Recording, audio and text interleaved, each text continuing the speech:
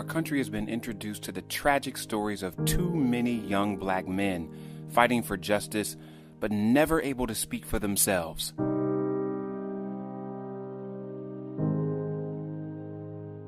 But then, there was Leon Ford Jr. Leon is a teenage kid on the side of a dark road about 10 o'clock at night.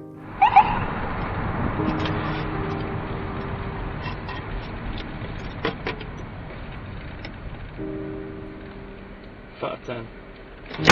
3510. Farragut and Stanton, Hotel Whiskey Lima, 8225. It's like one inside an Infinity. Police officers say, give me your license, registration. He gives license, give registration, give insurance.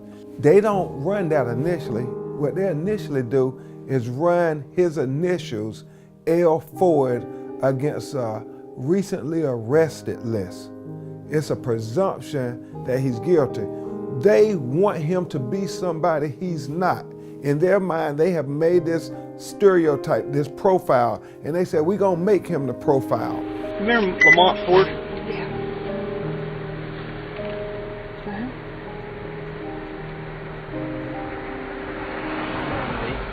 Yeah, it's the same movie. You think? Yeah. This is the description of the person they're looking for.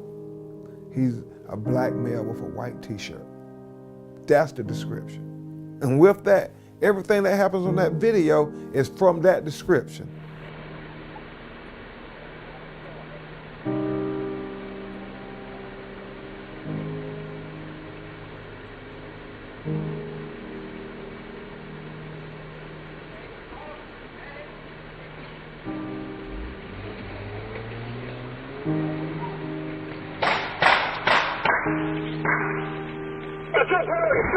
Thurbish is the one who's on the passenger side who jumps in the car. Why does he jump in the car? Violating all policy, all training? Because he say they see a bulge in Leon's pants. They think he have a weapon. It flies in the face of common sense, logic, all policy. If you really believed he had a gun, you would jump into the car? As a result of 5 police bullets, Leon Ford has no control of his body below his waist, no control of bowel movements, sexual organs, or motor skills. Unlike attorney Ben Crump, our job with this story is not to try the case, but to give what Sean Bell, Oscar Grant, Trayvon Martin, Kendrick Johnson, and countless other young black men did not have: a chance to tell their own story in their own words. I kind of like always was my own person. I always was into something positive, like music, football, boxing. The next Mike Tyson. You gonna beat Mike Tyson? Yeah. Okay, let me see how you gonna punch him. I like Tyson. I like Tyson. I love cars. I like old schools. Like one of my favorites is '69 Camaro. I have an '87 Monte Carlo SS. My uncle, this year, a couple months ago, for my birthday, my uncle and guys at the auto body shop, they repainted it and everything, and they hooked it up. It's nice. Everybody I hung with, I think I had the most girls. Nah, for real, I think I had the most girls. Leon was a real lovable baby. He was always advanced because he had older brothers and older cousins who always came over to play with him. He was always real attentive, like he picked up on everything. He's the type of kid that you would want your kid to hang with. He's not into no drugs, he don't hang on no corners. The worst thing he might do is jaywalk. The only crime he committed was smile too much. I'm not sitting here talking like I got the most perfect son in the world. Everybody do wrong sometimes, but my child ain't never got in no trouble. He ain't never disappointed me, ever. You know, never made me mad to the point where I said, man, he's a butthole. He gonna learn. He never did that. He's a sponge. He sucks up all information. I remember I went to Atlanta with my mom, and we was at my sister's friend's house, and they were doing music. And this guy was there, and he had told me about the Guitar Center. And he was showing me all types of stuff, how to engineer using, it was Cool Edit. It wasn't even Pro Tools, it was Cool Edit. And when we flew back to Pittsburgh, we seen the Guitar Center, and I'm like, man, I want to do music. So my mom bought me a little mic and stuff. And I start recording every day. So as I'm recording, my dad ended up buying me a new computer. On the computer, there was a program, Windows Movie Maker.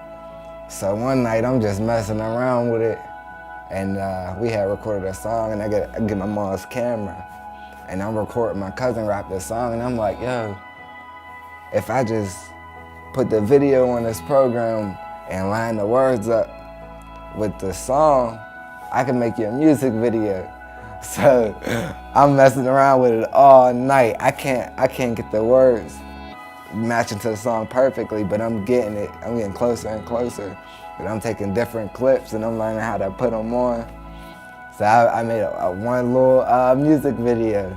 And from there, I started going to Best Buy and stuff, asking them about different HD cameras, different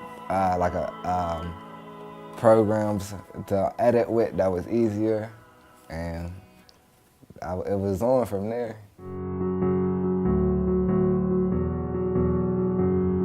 It's been 1 year since Leon's shooting, and many in the Pittsburgh community are still on fire, wanting to support him, critique what the officers did that night, and hold the police department accountable for what they have not done since the shooting. Justice is fair dealing, and it's not fair that this young man sits paralyzed while these officers are walking around. I had requested, the Alliance for Police Accountability had requested for Officer Durbus to at the least be placed on desk duty, because Officer Durbus is still working. He is not only still working, he is working in Zone 5.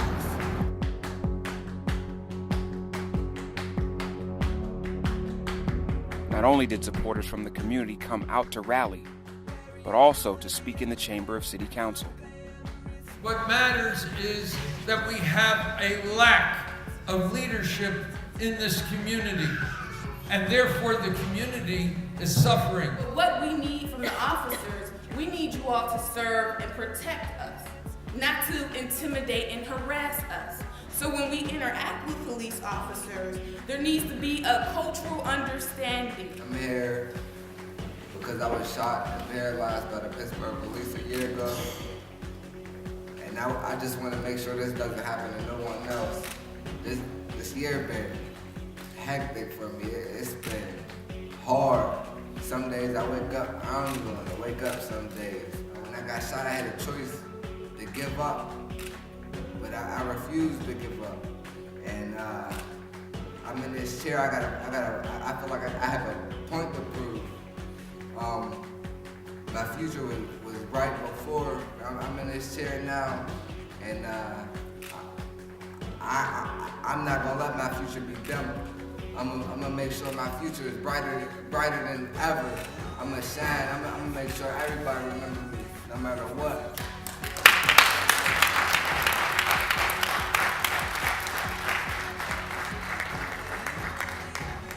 He used to always ask me, Mom, could I drive? Could I drive? I would say, well, Leon, take your test for your permit. Then you can get your license, so you could, if you would ever get pulled over, you could have all your proper paperwork. Just so, if you get a ticket, you can go on about your day. Here I stand here. My son gave his driver's license, his registration. He even gave a pink slip to his vehicle.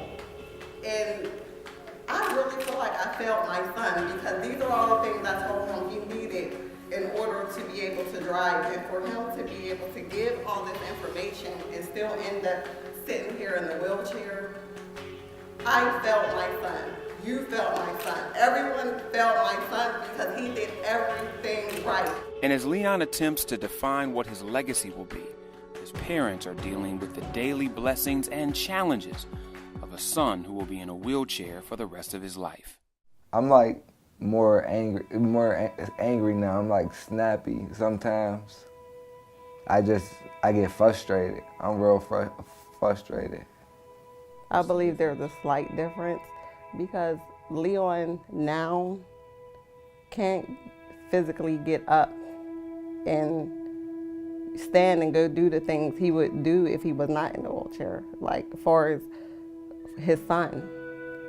I mean, sometimes he needs help with him. He can't just jump out of the bed, walk into the kitchen and, make a bottle or even the slightest thing for his gas. He needs someone to even pump his gas for him at this point. And we be having like conversations at 4 or 5 in the morning because sometimes he'll stay up all night, and just sitting there in the dark. And he be like, sometimes he just don't want to live. And he stayed that a couple times. And then I gotta convince him that you got a lot to live for, and then he just don't care. Sometimes he feel like he just wanna hurt somebody because he's hurting. And I tell him, come on, man. You know what I mean? You gotta get it together. You're losing control.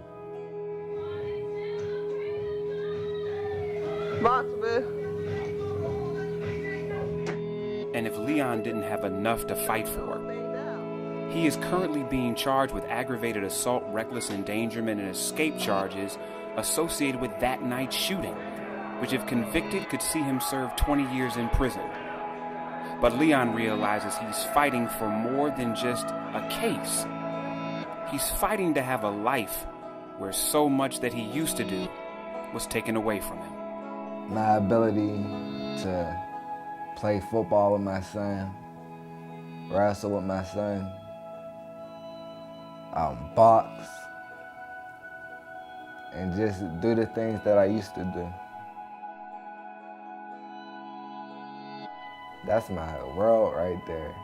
He's so cool and laid back. He never cries with me. It's like he's like perfect. Cause I don't know what I would do with a little crybaby. He just chills. I had him with me at the mall. I sit him up on my lap and strap him in with the seatbelt, and I roll around the mall, and he just be bobbing his head. He be having the ball on my lap. But in the end, there's only one thing Leon wants. And the only thing I feel like I could have other than walk again is for the truth to be told.